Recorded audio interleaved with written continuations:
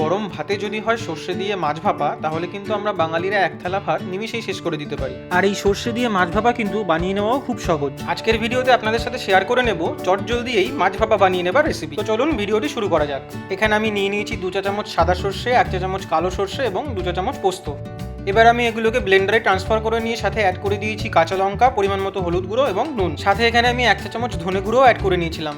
অল্প পরিমাণে জল অ্যাড করে এবার সর্ষে এবং কাঁচা লঙ্কাগুলোর খুব সুন্দর একটা পেস্ট বানিয়ে নিতে হবে। এবারে একটা ছোট টিফিন বক্সে অল্প পরিমাণে সর্ষের তেল নিয়ে ভালো করে টিফিন বক্সের গায়ে সর্ষের তেলটাকে মাখিয়ে নিতে হবে।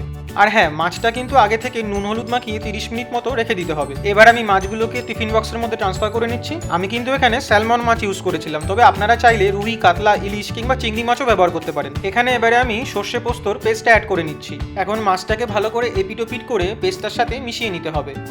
এখন আমি এখানে 2টো কাঁচা লঙ্কা মাঝখান থেকে চিড়ে অ্যাড করে নিচ্ছি।